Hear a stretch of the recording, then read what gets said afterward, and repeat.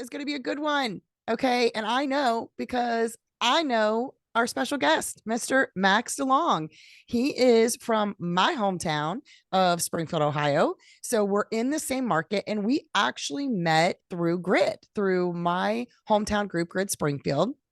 And I've since gotten to know Max, and I wanted to invite him here today because he is working a niche that investors work. They don't know as much about it, right? We don't hear as much about it, and that is really in the area of working with properties that have liens, title issues, and Max is doing some really creative and proactive things in order to find these properties, negotiate with the sellers, talk to the sellers, get them closed, get them fixed up, the whole thing. So I'm super excited to have him here with you or with us today. But what I wanted to do, just to let you guys see, let me share my screen real quick, where we are. I think this is important. So Grid is, we're all over, guys. We've got 40,000 members all over the country. Let me share my screen and Ria, tell me if that looks okay. If you can see the map. Is that all good? Okay. We've got 40,000 members all over the country. And one of the things that we're doing at Grid HQ is, like putting a spotlight on all of these different hyper local regions across the United States, because I guarantee there are people who are on here. Max and I are in Ohio, but people who are outside of our market. And we want to bring we want to tell the story of what's going on in our part of the world. So just to give you guys some context, and drop in the comments where you guys are tuning in from, and if any of you invest in Ohio, right? I'd love to know that. But this is a map of Ohio, and Columbus right here is our capital. Dayton over here is about 20 minutes away from us. We, Max and I, are in Clark County. Springfield, Ohio. If any of you know International Harvester, the car, the Scout, right? We build the International Harvester builds big semis, but they've also done some really sexy car builds over the years. The Scout being the most famous. The factories here, so we a lot of Springfield was built on that. At least the part of Springfield that I'm on, the end that I'm on. But then we've had other industries in our town as well. But this is where we're located geographically, right here in this corridor. So we're playing in, central to west, south, southwest Ohio. But this is the area that in particular, Max knows really well. And he'll tell you he's invested in Dayton. Max, have you done anything in Columbus, or have you stayed mostly in Springfield and Dayton? I've done a strange one-off deal or two, but Springfield and Dayton. Yeah, Springfield and Dayton and Columbus. I mean, Columbus is, over a million people, but it's so interesting. They're only 50, 60 minutes away from us. I mean, if I'm speeding, I could be in Columbus in, 45 minutes. But even that is considered a different market, right? So we know that real estate is super hyper local, but which is why I wanted to bring a focus to the map to let everybody know where we are. So, all right, I'm going to stop my share and I'm going to pass it over to you, Max. We want to let everybody know kind of like how you got started. I know your story, but tell the good people your story. How did you get started? How did you kind of stumble into investing? And more importantly, how did you get involved in the kind of the niche that you're playing in right now? How did that happen? Yeah, so I started off fairly traditionally, trying my hand in the wholesaling ring of things. We're still doing some marketing just for that type of property, that type of investing. And in the process of doing that, I came across a lot of these properties in Dayton, Ohio, where I was mostly seeing them. And I was wondering how they could be bought and sold more or less, because just raw math, either off of the delinquent tax, with them being in such bad a shape, whatever the problem may be, I was seeing some of them bought and sold and was curious how that would be done, because the traditional wholesale with a title company and buyer, these 70% metrics a lot of us go off of, makes 0 sense for these Mm. properties. And diving into how these were being done, I came across an attorney who his name was attached to a few of these, met with him and learned a little bit of the basics as far as people are transferring these properties with quitclaim deeds and other deed transfers, leaving some of those delinquent taxes on there and paying them on a payment plan, Mm, or having the end buyer pay those off when it is finally closed, and just being a slightly more creative with how they're making the raw numbers of these deals work with rough properties and delinquent tax on those properties. So I, it really started with curiosity. yes, absolutely. Okay, hold that thought. I'm going to take you back. I'm going to take you back. So, how did you get into investing in general? You were at college. I was at college and I was a little curious. I thought real estate might be beneficial for me down the line and was passively learning about it some, and thought maybe this is something I could have some success with today. And after trying pretty diligently for 9 months, I was completely unsuccessful. And then finally did manage to get a deal, and really struggled for quite some time, um, being inconsistent and finding a niche. And I found that niche, and we've really taken off within Ran. So, when you started in real estate, I want everybody to hear that 9 months, right? You're trying to learn, you're looking at different properties. I'm sure you're analyzing different deals, but nothing stuck, right? Were you able to not get something under contract? Like, what do you think as a new investor, the issue, the challenges for you then I there? was doing everything very manually. Mm. I didn't have anyone helping me too much. I wasn't putting myself in rooms of experienced individuals to help me. And when I say I was doing this manually, I would be taking different routes to work or just driving around, writing down a lot of addresses, and then manually using free online services, trying to skip trace those individually. And this was pen and paper, or maybe I felt fancy and threw it on an Excel sheet, but it was very manual, not efficient. Maybe not efficient, but did you learn a lot? Absolutely. Okay. So then fast forward, you go through this learning period. Tell me about the first deal. What did that look like? So my very first deal was actually the largest deal I've done as far as how many units, how many properties it was, and it was 36 units, 18 different parcels of land, and it was a wholesale. It was I had it under contract at 720,000, and this is before I knew anybody in real estate or knew buyers, much less a buyer of a portfolio. Talking about a close to $1 million purchase price. So that ended up being a deal, first deal. However, if that was done today, it would look much, much differently. Mm. I scraped together a pretty small assignment fee on that one, and that should have been a very large assignment fee. Oh, okay. I got to ask you a question about this then before I move on. How did you find that seller and how did you get them to agree to get the property under contract with you at that time? How did that happen? I was tipped off about a property, and I called them up about that one property. He said, I would love to sell that property. For those of you marketing people, this call doesn't happen. This is the out of the blue call.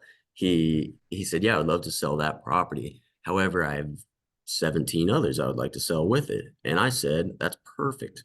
It's exactly what yeah, like absolutely. I can manage to do that. And I told him, fully transparent, what she could have told from looking at me at that time 4 years ago. But I told him, this is something I could find you a buyer for. I can assign you, and it could be very hands off for you. Mm. It probably was pretty hands off for him. However, it got dragged out 2, 3 months long, and we did make it happen for him, and it went well. Just very out of the blue compared to what you'd normally be expecting with these calls, these sellers, and these properties. Okay, so kind of a wild start for you. Yes, Bigger property. The tip off though, did that come from somebody in your network? it absolutely did. Yeah. Oh, Hey, oh, actually, the gentleman who told me about that, when I very first had an interest in real estate, I cold called a sign that said "We buy houses," and it was an investor local to Springfield who's now developing and doing crazy, impressive projects. But he was my very first contact 4 years ago, and still keep in touch. So you were proactively, you proactively called a number to have a conversation with someone. You let people know at some point down the line you're looking for real estate opportunities. They found a real estate opportunity or heard about one, and then they let you know about it. Right. Correct. Okay. So that this is kind of what grit is all about. Right. So I want to point this out to people. Even starting out, right? Max didn't have a ton of experience under his belt. He hadn't closed his first deal yet. And yet he was still telling people, hey, this is what I'm looking for. This is what I'm in the market for. This is what I want to do. This is the game that I want to play. And people respond to that. So never be afraid to show up in rooms where you don't know people. Never be afraid to have conversations with people you don't know, and just be honest and let them know, what your goals are. And so just say, keep me in mind. Now, all right. So fast forward. Okay. One more question about this deal. Were there any liens or title issues on this particular deal, or was that just kind of a straightforward wholesale situation? Very straightforward deal. Okay. Okay. Now, okay. So fast forward and tell me about uh your first deal. And we're gonna go through some tips and strategies with you guys, but I just kind of want to give some context. Tell me about your first deal where you did have a challenge with a lien or a title issue that you had to solve in order to purchase the property. So I've probably had half a dozen first deals where I've came across a title problem. However, that was before I had very much knowledge of this. So those deals didn't become deals, but they were almost deals. Mm, mm, The first property where I identified a title issue and went at that in this unique transfer, which I wouldn't even call quite a title issue. It's just simply delinquent taxes in this case. But it was the first style of this deal. And it mm, was on one of the worst streets in Dayton on Marathon, and had 15 to 20 in delinquent taxes. And I bought it for a crisp $100 bill from the owner. And it was the very first time I did a deed transfer. And I didn't know what the hell was going on with that. I typed up my own deed that was checked by an attorney afterwards and met them with the notary. I didn't know where people signed. I was telling the notary, I pulled them to the side, like, help me out here. And they said, I don't know what the hell I'm doing either. And we got that signed and recorded. And on this property, I didn't do any cleaning. I didn't clean it out, no tree trimming. I did sell it though for 7,500 the same week. And I thought mm, I was going to be the wealthiest man in the world 6 months later after not having any clue about this world of real estate. And then this first deal within a week, basically spending $100 and getting 7,500 in cash, which is another weird aspect to these deals that I was encountering right off the bat. The gentleman I sold this house to was acting a little odd when we were downtown at the auditor doing the transfer. And he then, after the transfer was done, he said, like, come here, come here, come here into the bathroom area and had a Pringles can, which had the money in it. He had his money with him the whole time in a Pringles can. I was thinking this guy can't wait 40 minutes to eat, but no, he had get his cash in a Pringles can what do you do? Were they in rubber bands? Were they just stuffed in there? Like what was? stuffed in there. Oh my God, Matt. Were they Piggy all bank. big bills? I think they were big bills. He went out of his way to get some big bills, but a lot of them are not. That it's crinkled up grocery bags of whatever they could find. But you got the cash Got the and cash. you were safe and everything ended up working out. Yeah, it played out. Okay, okay, take me back then to the ads. Just so people kind of have some context on this. You purchased it quick claim deed for $100. You sold it for 7,500. But tell us about the delinquent taxes. Did he inherit the delinquent taxes? How did that? So Yeah, tell me about that. that buyer we set up on a payment plan with the Montgomery County Treasurer, and I believe they are still 20% down, and then Oh, paying the rest off within 2 or 3 years. That might be it's 2 years, but back when I was messing around in Dayton, they were wanting to change that to three because um, Montgomery County has a tax delinquent problem. They're crazy. Um, mm, we haven't targeted directly Montgomery County in a little over a year and a half. I want to say they have 36,000 parcels with delinquent tax. Wow. Wow. Okay, so they're going to accept, like they were happy to have a payment plan to be getting anything at all, Yeah. essentially. And you, as the investor, set up that payment plan for the buyer. So setting them up, it's just going to the treasurer and saying this is the, in that case, no. This most of the time the people buying these properties were not speaking English. In Mm, that case, yes, we would. But if someone could speak English, they could go in with and say, I'm the owner and like a payment plan. Okay, so you would say, And hey, this is the next step for that's you to. fairly unique county to county. I Mm, mean, a lot of counties will have that in general. But like Clark County, for example, not nearly as bad of a situation with our taxes at all.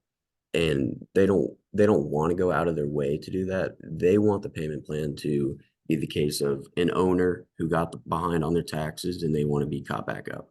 mm-hmm. Mm-hmm. Yeah. Okay. Yeah.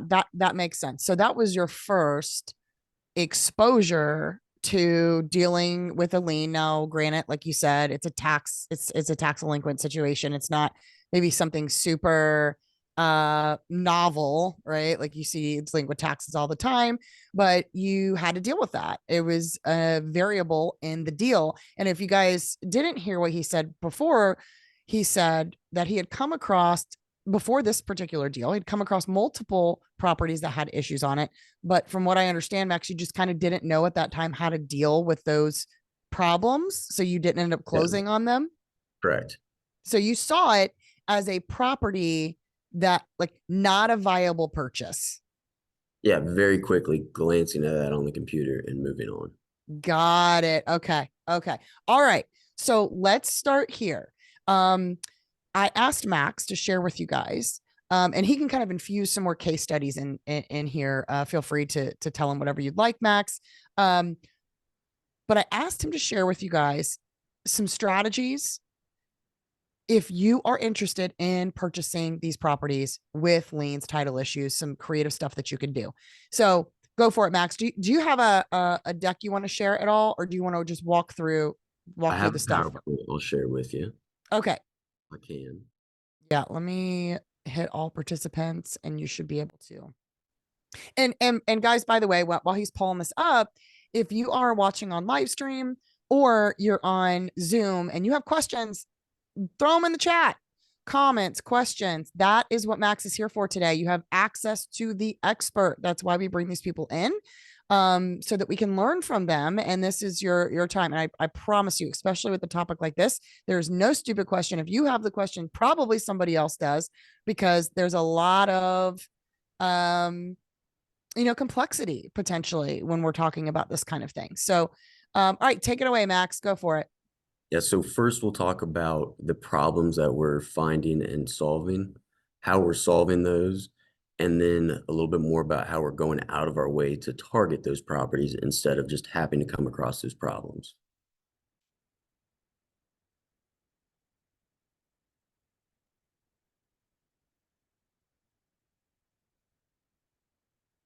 There you go. We see it.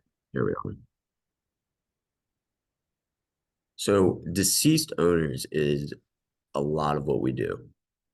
A property's owned by an individual who dies and that is never properly transferred out of their name. Maybe there's no relatives that are able to do anything, who care to do anything.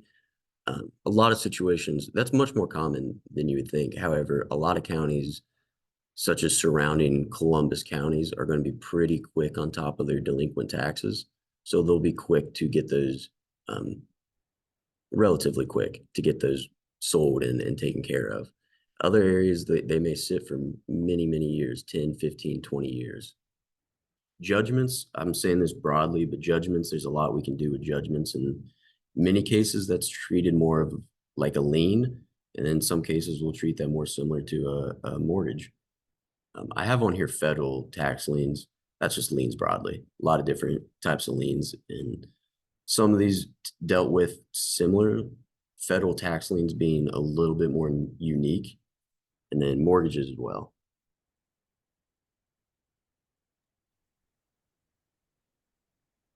So how are we getting rid of some of these problems we talked about? The deceased owners, the bread and butter of what we're doing is affidavit for transfer and record of real estate inherited. When a property owner passes and their assets need to get to wherever they have either said they need to go to in a will or wherever the rightful heirs are, it goes through probate. Normally 6 month long process that's required with an attorney and someone in the family, a fiduciary needs to put this together. And that often doesn't happen. When we're doing this affidavit, it's not someone who's recently passed. This is when it's happened technically more than 6 months ago, but years ago.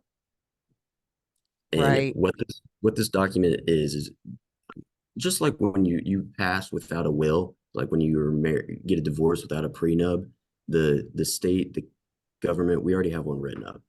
So the affidavit, when there's no will, no probate that's happened, will allow this property to be recorded in the names of the rightful kin, the rightful heirs. We use this and transfer the document from them to us in one transfer, one process. And amazing thing for the relatives, the kin in this situation, because they have a house that they're often embarrassed with. They might have some childhood memories with, and they know it's either going to get, nothing's going to happen with it, it's going to get torn down, or they don't have a damn clue about it, and we get to offer them some funds for something they didn't know about. It's Oh, yeah, I didn't think about that. Like people who don't even know that they've inherited assets. right. And this might be a very unique situation, but it does happen where assets like this they won't be in the probate process, Mm, left out. mm, mm. With old mortgages, our rule of thumb on this, 21 years, they need to have originated 21 years ago and need to be delinquent for 7 or more years. And we will file a quiet title, which disclaims their interest in the property. How did Bank, you get there? How did you develop those kind of rules of thumb for that? the attorney, smart attorney. Yeah, yeah, yeah. Okay. Yeah. Yep. Somebody on your investment dream team, right? Like you're Right. getting some advice from people who have more experience in that. Okay, go ahead. And banks, either being public companies or having shareholders, they do not want to have judgments against them. So they're not going to want to fight that more than often. However, if you're trying to do this with an attractive property that's worth $100,000 and it's a $40,000 mortgage, yeah, they'll not allow that. They'll Hmm. take action on that. But quiet title, if they do not respond in 28 days, the court can order the action to happen, and it can happen within 45 days. I have not experienced that, so 60 days is what we're setting out for those. A partition sale, something we are extremely cautious about. You have to be responsible in these situations. A partition sale really highlights how you need to be responsible, because there can be situations where maybe a couple that is married splits up, but they never get divorced. And the husband or the wife's living in the house, and the other one, who's probably not very thrilled, is not living in the house, and they would be more than happy to sell you their half interest to the house for pennies on the dollar. And what a partition sale would be is, hey, here's our half, we own half or a third, and you don't want to sell. You're saying, no, we're not going to sell. So we're going to force a partition sale. And that could be done at the appraised auditor value. There's a few different routes I can go. But in the situation I just laid out, when someone's happily living in that house and we get it for pennies on the dollar and force them out to sell, we would be assholes. And we try to Hmm. we would walk away from that. And that's one of the more common situations we do walk away from with partition sale.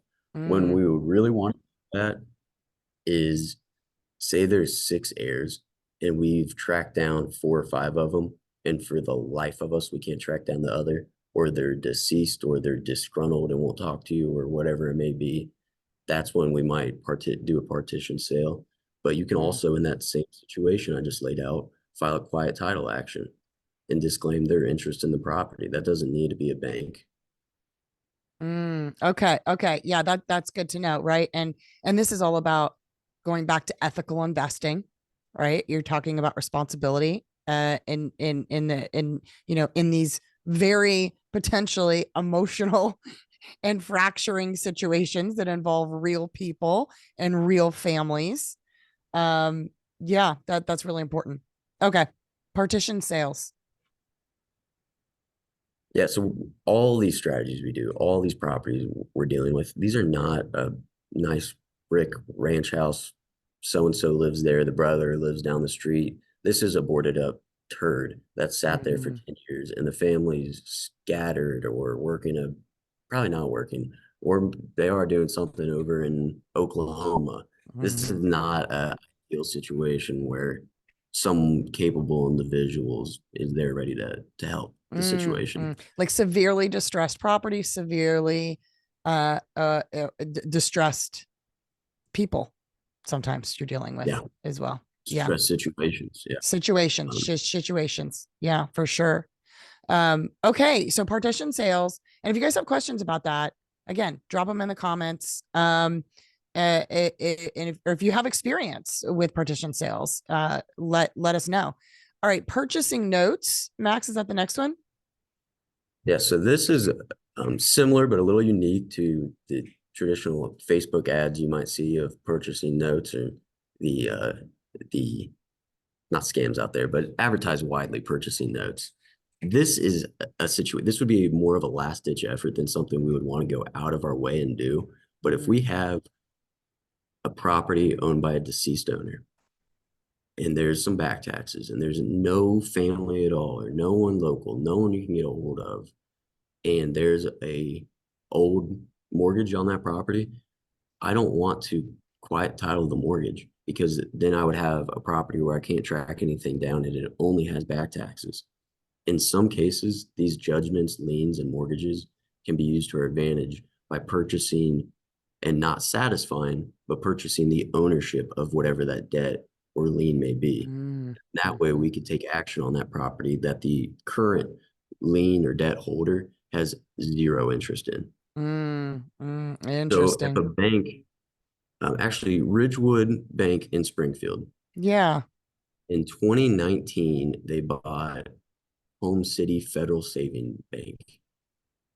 In 1981, Home City Federal Bank had a $6,000 note to an owner I've been trying to track down. And I called Ridgewood Bank up about that note. And I said, hey, a couple years ago, you purchased this bank. This was never satisfied. It was never recorded. The transfer to your bank was never recorded. We want to sell the note. And they said, we'll get back with you. And their chief of credit officer reached out and just said, what the hell have you been looking into? And where'd this come Who are you? from? And yeah, he said, there's nothing that could be done for half a dozen different reasons. But that if it was a very slightly different situation, could have been a really cool deal because they would have been able to sell the note. Um, that that that's just how creative and how deep you have to go with these strategies. It Mm, opportunity that could be there from them because really easy for so many different reasons to look at a title, look at a property with that rap sheet going on it and walk away when there could be yeah. a fairly straightforward solution to get in there as the owner.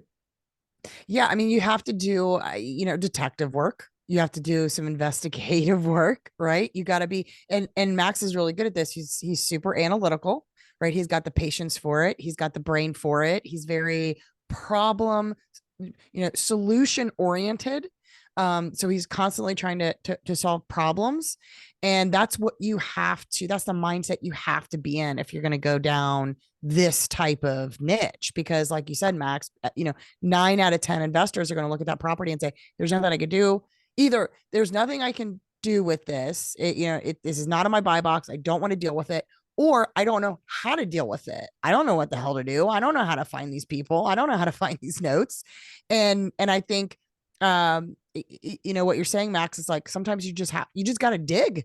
Like there's no just one platform out there that has all the information that you need. You got to call the local bank. You got to get online. You got to, I mean, okay, so how are you finding the people? Like what are some tools that you're using to skip tracing?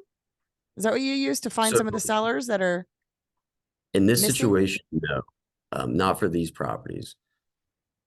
tracking down the banks and liens and judgments, a lot of that's coming from some county sites, which I can dive Mm. in a bit, and then looking up the bank and tracking them down that way. So multiple sources though. I mean, you got to sit Yeah, down and like really want to look for the information. yeah. There's no clear cut. You do this, then you do this, then you do this. Right now, we're spending a lot of time building out systems and processes for doing the title searches on these and doing the personal family trees on these, and it's a bitch. And there's no clear cut. You want to build a workflow on how things go. There's no workflow that fits this build. Mm, There's mm, a mm. throw everything at the wall and hope something sticks and take that path. Ooh, okay. And I know you got some other notes here, but on that note, then why do you do it? What makes you want to go this route? Because there's this is two birds, one stone. So there's a lot of good that's being done with this. There's delinquent taxes being paid. There's rough homes being fixed up and fixed up really well because we can get into them affordably. Mm-hmm. It's opportunity. I mean, it's the same reason I would get into a lot of different things. There's opportunity with it. There's good properties out there with these problems going on with them, and we are systemizing it so it's getting Mm-hmm. more manageable. Yeah, but so yeah, like with experience, you're able to put processes in place. You're able to bring on some leverage, right? More team members to kind of help you scale this up a little bit. But like Max said, like there's just there's opportunity there.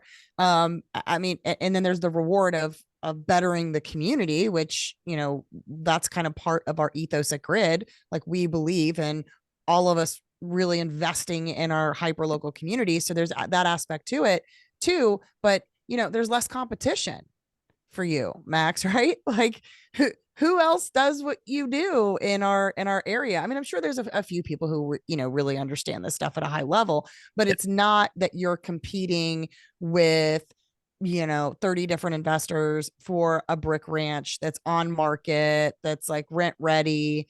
That this is just a different avenue that has less players. They say red ocean versus the blue ocean. There's less players kind of playing in this space. Right, right. Um, Yep. on Okay. here, Sorry.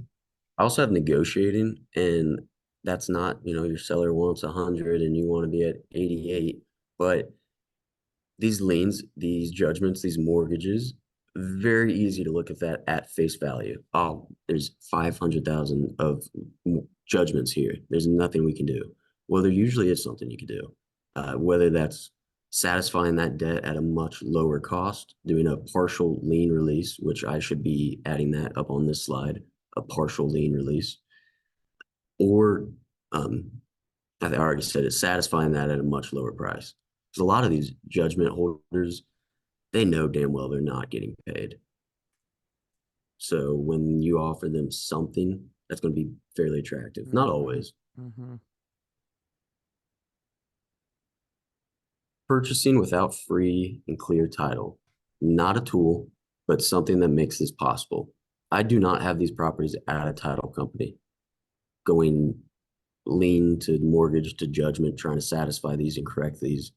This is something we're usually getting ownership of first and clearing up these problems on the back end. Not always, but very often we are taking these properties on without free and clear title and fixing that on the back end as the owner of the property. Okay. Okay. Yeah, you are. I just want everybody to hear that you are doing this after you close, right? You're purchasing with these things in place. And if you wanted to purchase it before and you cleared these up for them on their behalf, you'd be volunteering your time and money Yeah. to maybe. Yeah. And I mean, there's a dozen things of why that couldn't be. Yeah. And Max, and for people who, to give them context for funding. So when you're purchasing these properties, I'm assuming then they're all cash from you and or investors that you're partnering with. I'm not partnering with any investors on these. If I were going to do that, I would need a line of credit or maybe using a different property as collateral. I would definitely not be getting a note on these properties from no one would be allowing first position. Right, right, right. Normally they couldn't be in first position, and then secondly, no one would be lending on these properties. Right. So you're funding the cash. This is again different than, buying a multifamily, a duplex with 20% debt or, whatever it is. This is a cash game. Yes, Yeah. and our entry to these is often really cheap. Yeah, yeah, yeah, because And of our market. Okay, so right, give everybody some context for that, Max. Like not generally not speaking, what quite ballpark are we playing in? 0 to 10,000. Mm, Yeah, not just because of our market either. This can be done on expensive real estate in similar ways often because a $500,000 lien that you can negotiate to 15,000 looks like $500,000 in a more expensive market. right. Yeah. So Ooh, ooh, yeah. it can be done in that same low range in high end markets. Okay. All right. Good. Noted. Noted. Everybody note that it can be done in other markets, right? This is just a snapshot of what Max is doing here in Ohio, but some of these things translate to, places all over the country. Yes, and this is all experience in Ohio. So some of these terms might be tweaked a little bit, Mm. and I'm sure there's different processes. If anyone has any of these problems with a property on their plate or in their pipeline, I would really like to see what that looks like in your state and dive into it and learn a little bit about that. Oh, yeah. Okay. That's one way, guys, that we can pay it forward back to Max for everything he's sharing today. If you are working on an active property, just so that he can learn, right? Like be a fly on the wall, see how other people are doing things, kind of get into the deal for just learning purposes. That would be great. Yeah, reach out to Max about that. We'll give you all of his information too. The affidavit for transfer already covered this pretty well, but transfers to the rightful kin, and these are blood relatives. That's important. And something else to keep in mind with how in depth this can be. If you have two siblings on a property, not bad. That's an ideal situation. I'd take that all day. If one of those siblings is deceased, they're also dead, and they have three kids, well, you now have four signatures you have to get. If those three kids are married, we now have seven signatures we have to get. Now think if there's five kids originally, and we have to go down even further in that chain. So this can go extremely in depth. What's the biggest number of signatures you've had to get for one property so far? Four plus their spouses. And we're working on a one that would be 9 to 11. Yeah. And okay, how are you getting these signatures? Are you doing it electronically? Are you like, how are you logistically doing that? So not efficiently, not a great way. So we're not doing electronically. This needs to be notarized, which can be done online. Um, the deeds can all be individual. So if you need 10 signatures, you can have 10 different deeds. The Oh, okay. affidavit of transfer, same page. There might be a way to use a couple different signature pages and then just have the one piece that you'll record all together. Mm-hmm. But we're using the same page on that. So yeah, there's a level of complexity there again that you have to be willing to roll with and deal with and figure out when you've got multiple parties that have to cooperate in order to get one deal done. Mm. I haven't been in this situation yet.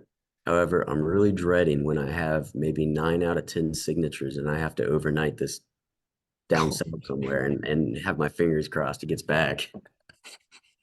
Yeah, I mean, of course, like I mean, closing real estate with everybody's in the same town is like, you know, there's a Well, lot of moving pieces, let alone being out of state, being out of country. Like, who knows where some of these relatives are?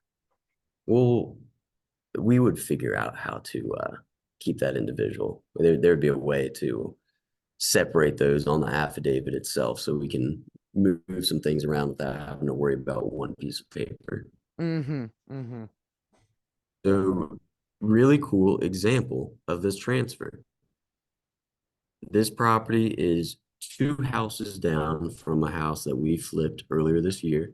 And I buy it constantly since it was the house we were working on, and finally tracked down one of the children. And they informed me, unfortunately, there's nothing we can do.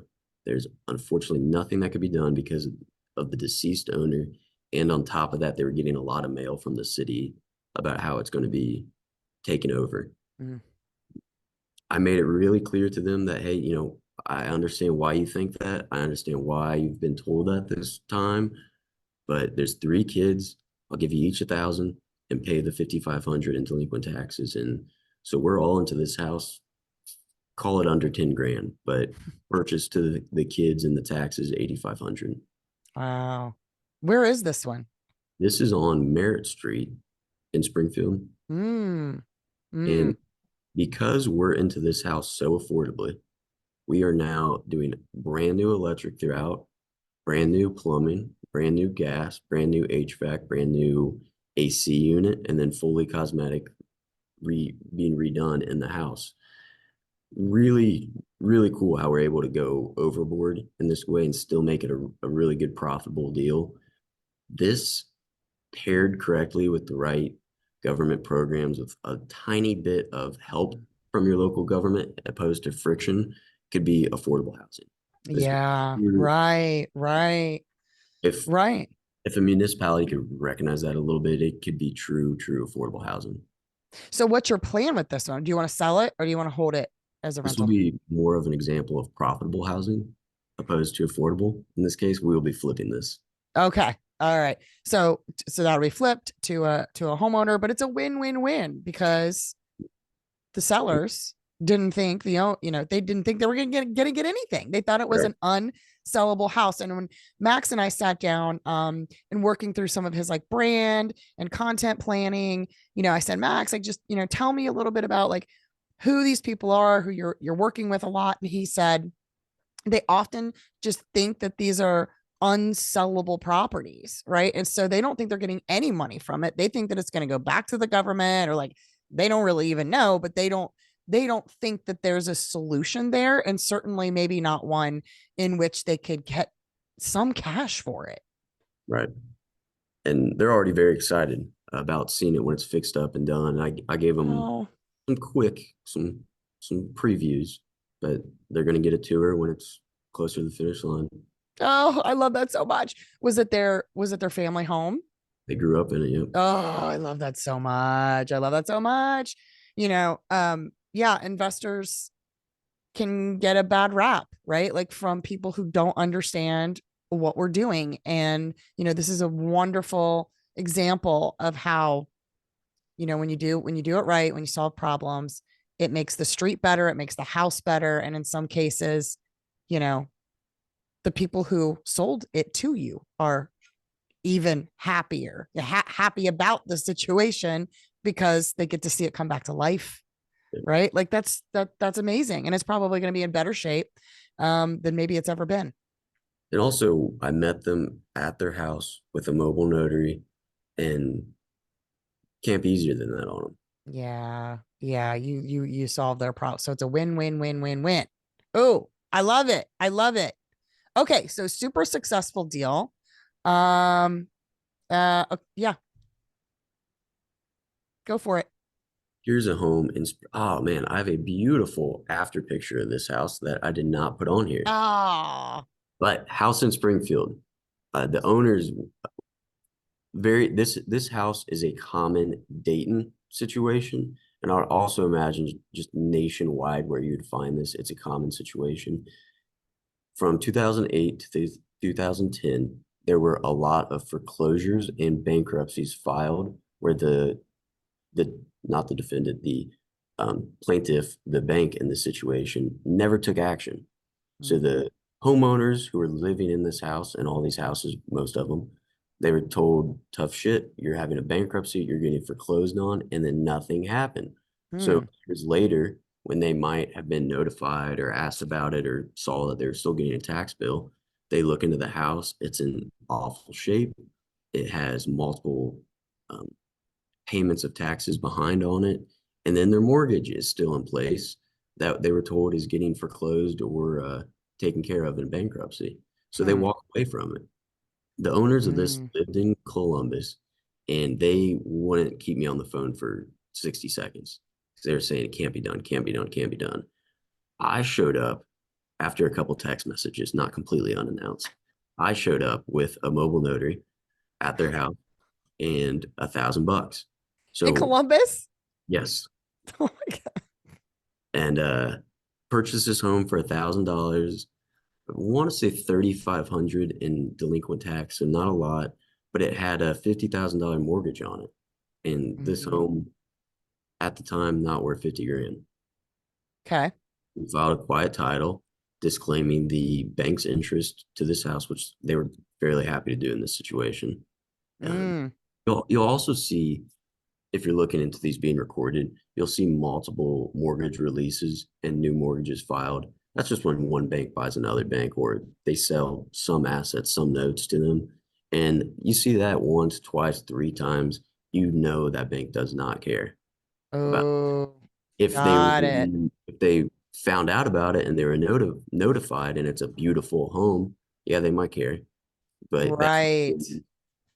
I don't think I definitely didn't do that in this case. I did not do that. But in some of these houses, when they want to see it in rough shape, go throw some branches over it, cover it up. Yeah, Nice. show them it's in rough shape. Well, I mean, in this case, like it's pretty apparent, but Yeah, yeah, well, and what you're doing is you're just making your case, right? You're like, look, like this is, this needs completely redone. yeah. Okay, so the 50,000, tell me that again, just so that I So understand it. 50,000, you've, $50,000 mortgage was taken care of for $1,200 with an attorney. wow.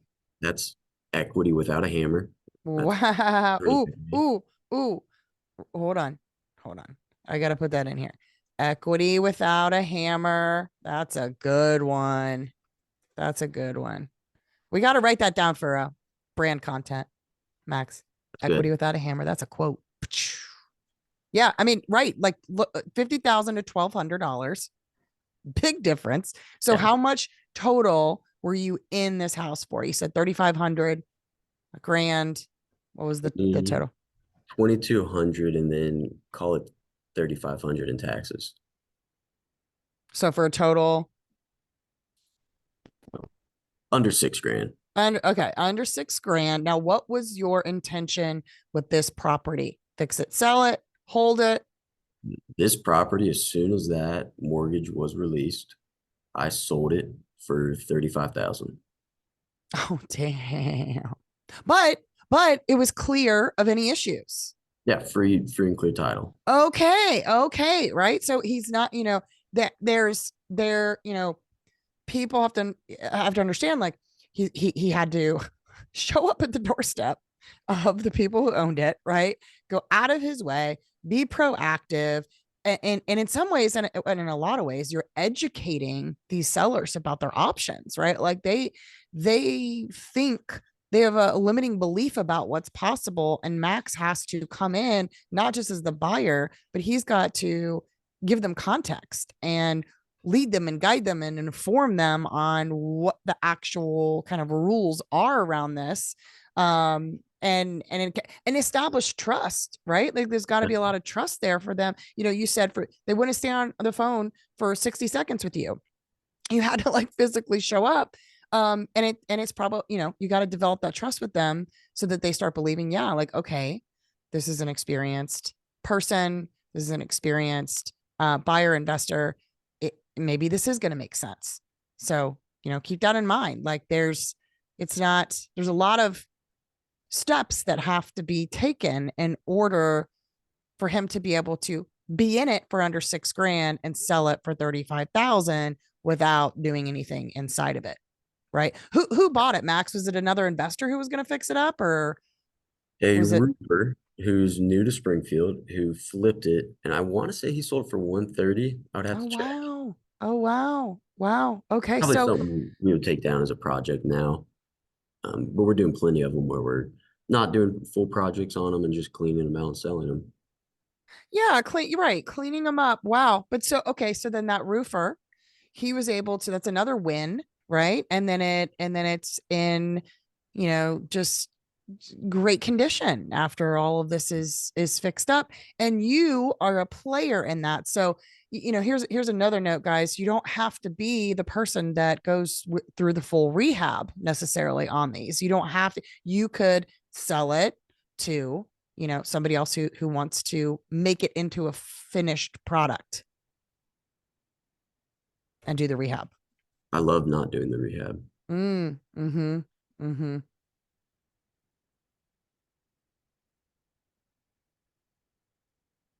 So this property was owned by a trust, and we went to the owner of that trust as well as the trustee.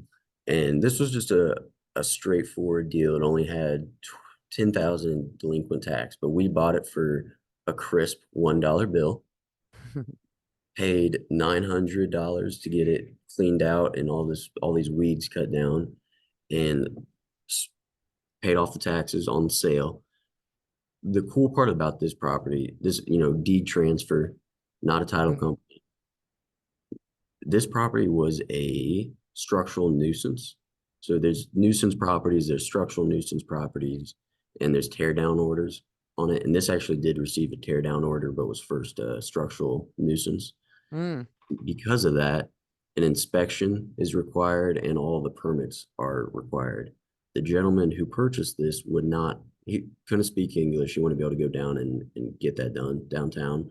So upon selling this, I called the inspector and let him know about the situation, but also went downtown and filed the paperwork to get this inspected and paid for the first round of permits for the general Mm. permit to get started for this. Mm. And Mm. that's that was the right thing to do in this situation. I didn't really have that baked into the deal like I probably could have, but it would have not gone quite as well if that was not done on my behalf, and the city would have definitely saw who sold it to him and probably wouldn't have loved to see the results of that. So this just keeps it streamlined, and also it helps that family out huge. They're going Oh, to fix it yeah. up extremely affordable and live in it themselves probably as soon as they purchase this. And they're going to have a great house for, again, a small amount of money. So this sold for 24,000. Yeah, you're reducing friction.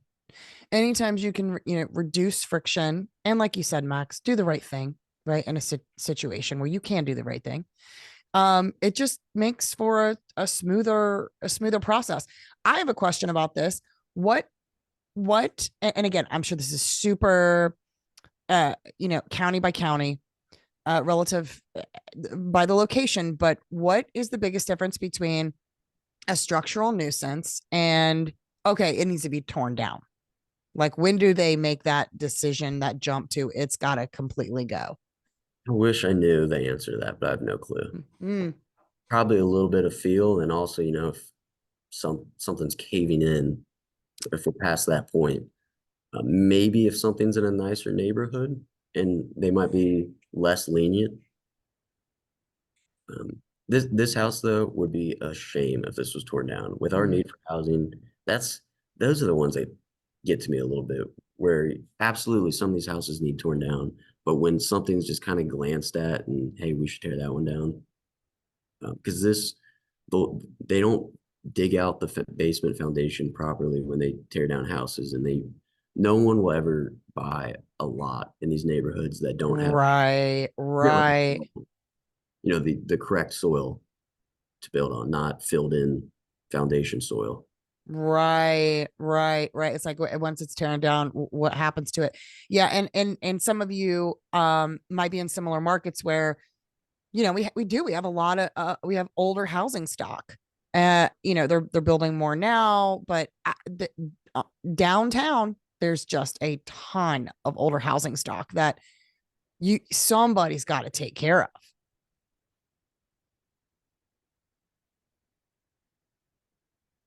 So this property here is out in the county and it sits on almost an acre.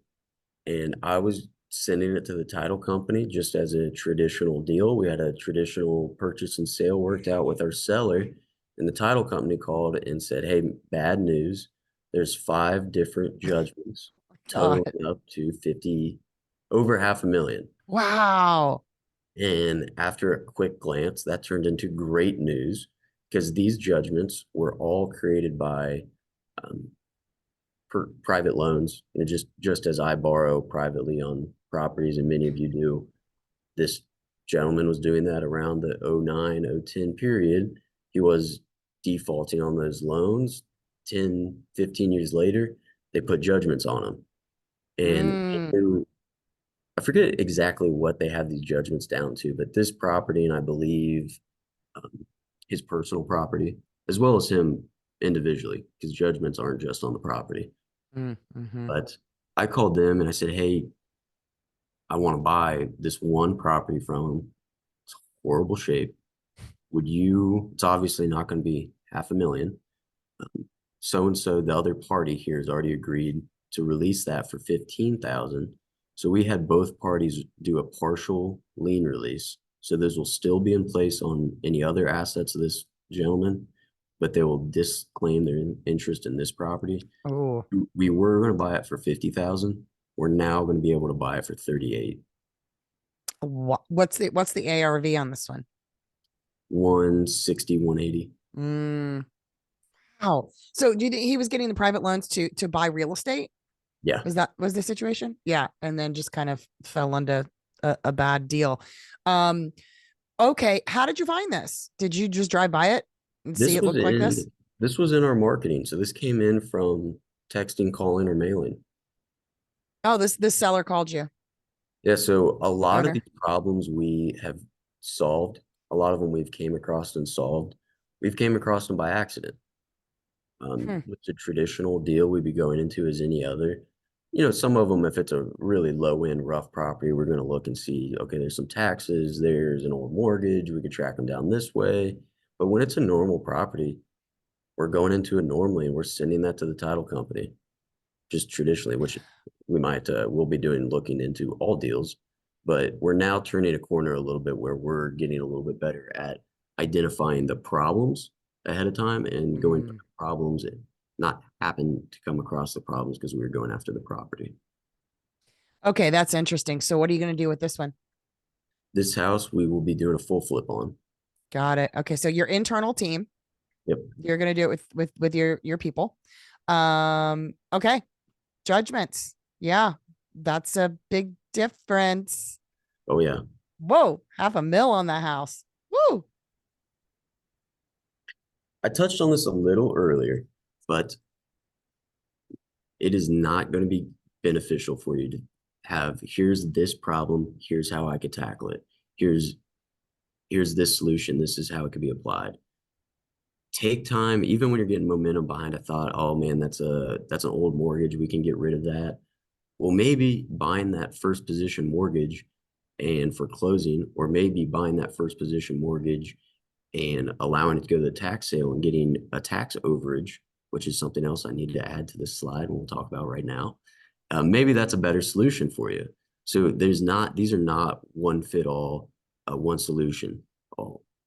Knowing what's going to be best for that situation, and whether that maybe it's a situation where you can't track down the owner, but you can track down a lien or judgment holder. So you'd rather take that route instead of continuing to unsuccessfully find that owner. Just always, there's more options than you think. There always is. Yeah, yeah, yeah. I think so. What I pull out of that is there's always more options than you think. Number one, and number two, like be flexible. Mhm. Yeah. So if there's a first position judgment on a property, you can look at that as just paying it off at close. You can look at that as maybe doing a partial lien release like we just showed and getting a much lower satisfied price. You can also look at that and negotiate a very low purchase price to buy that debt, buy that judgment, and be in first position and not satisfy it. There's different options, and just knowing what's going to be best for your situation and for that property. Yeah. A tax overage or other types of overages as well, but a tax overage. If there's a property and it only has taxes, no mortgages, no judgments, it's going to tax sale at a minimum price of $10,000. and it sells for $30,000. The owner in this situation, the owner is subject to a $20,000 tax overage minus fees and if there's another something on there. Hmm. It's not just the owner that is subject to that overage, though. It's whoever's in first position. So if there's a first position judgment and a house is going to sale, you're now in position, whoever the owner of that is now in position to collect the overage of that sale. And in Mm. some cases, that might be better than messing with the property. And if a Wow. house is already going to tax sale or if it's going getting that direction and you buy a quick claim deed and you're now the owner and you still just let it go to the sale and you collect that overage, that's an option. Interesting. It's Wow. weird stuff. Yeah, it's weird stuff. It's like things you don't think about. And maybe a lot of agents and investors just don't come across either. Yeah. So for a very long time, these are problems we have happened to be coming across. We have not been going out of our way to find these, identify them, and track down the property based off the situation we see. We are very close, but we're building out systems and processes to officially look into a lot of properties and identify the ones that could be a good fit for these solutions. Right. So okay, that's important. So up until now it's been pretty organic, but because you've worked with these situations, you can kind of reverse engineer it and now start targeting potential properties that would fit that type of buy box, right? With the problems that you've come across. Yes.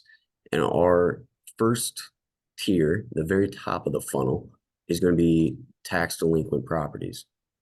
Narrowing that list down further is going to be using some service that can find deceased owners that are still entitled to a property, which if you know a good service that can do that, let me know because I haven't found one. Mm, We use IDI Core, who does an okay job, but there's a lot still left out there. And mm.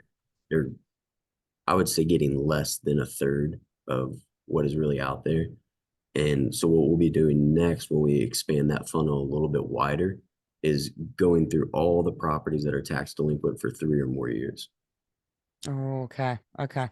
Unless I could find a really good solution at finding deceased owners, that will be our next move. Once you've gotten those indicators, we're going to be confirming that they're a deceased owner. We'll make sure they're the proper owner from the auditor, make sure that's the proper address and it's not just a lot that we're going to get rid of, and using a few different services, but our main one is just a general Google search with their name and mailing address, Mm. seeing if they're deceased.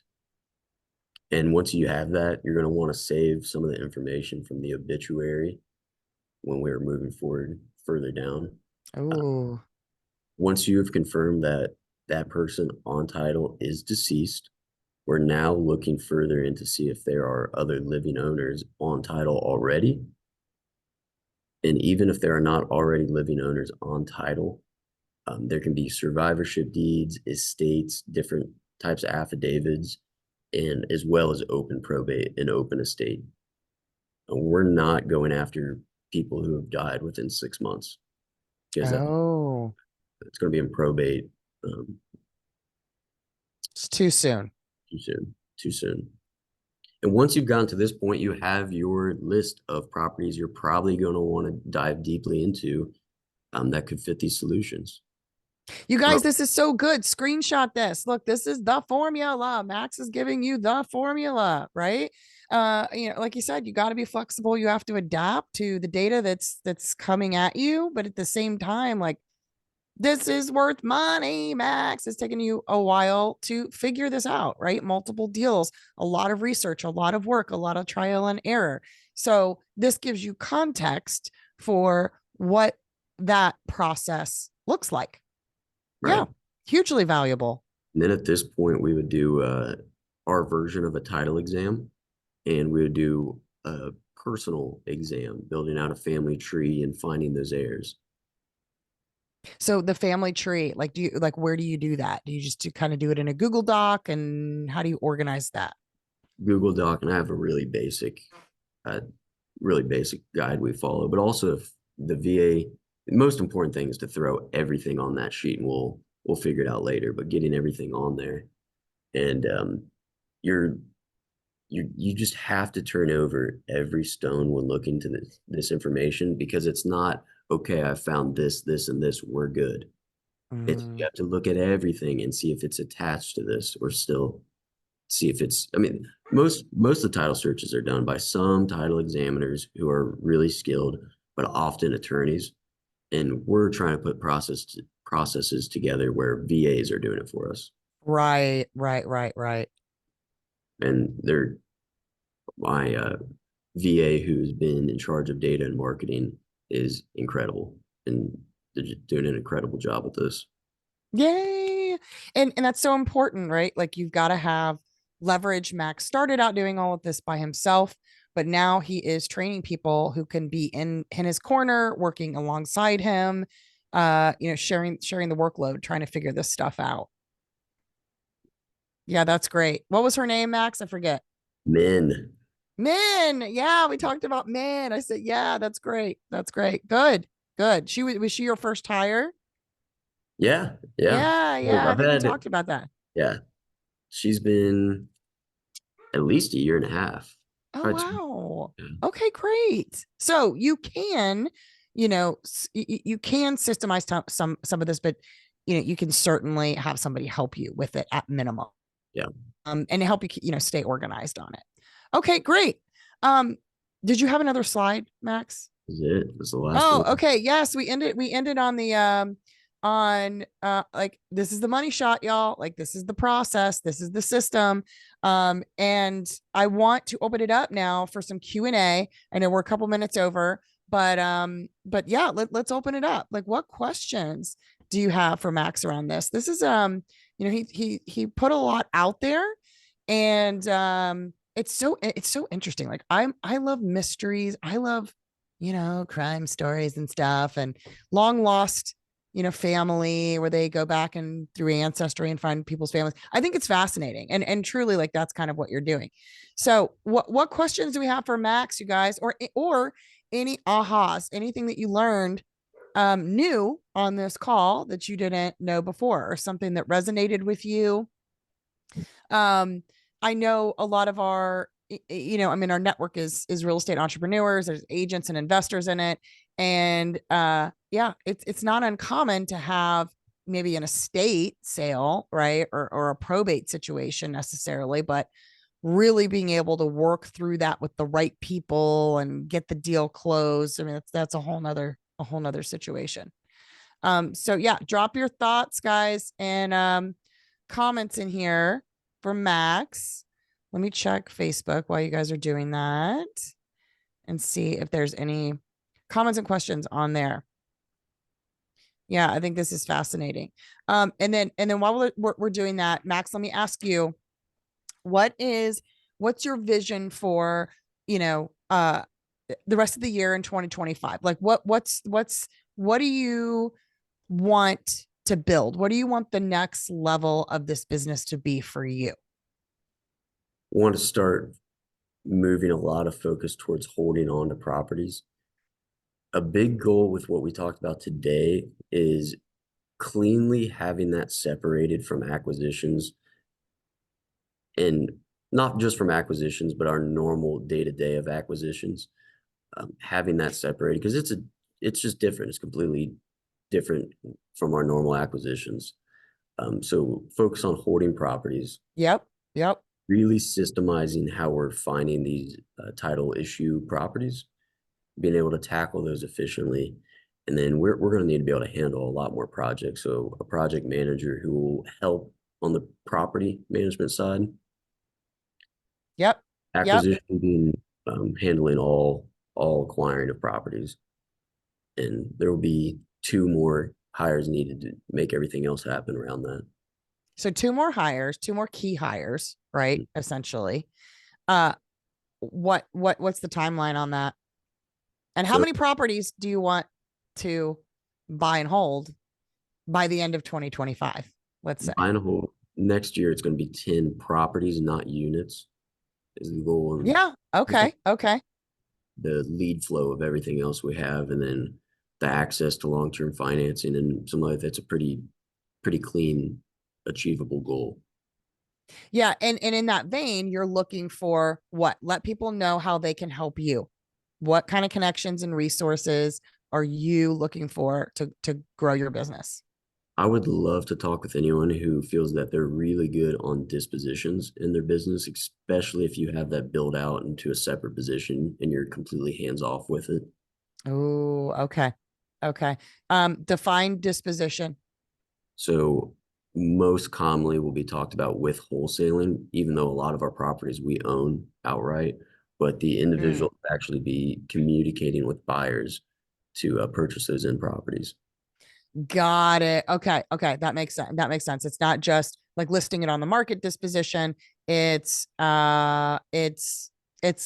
selling a slash wholesaling, right? Yeah, When you own it, you want to own it for a short amount of time. Getting it into the hands of the end buyer slash investor. right. Is that right? Yep. Yeah, yeah, that's great. And then you said 10 properties Mhm. in 2025. Okay. Well, you're going to do it, Max. I know you're going to do it. And I'm so proud of you. And I tell you that all the time. But I'm saying that in front of everybody today.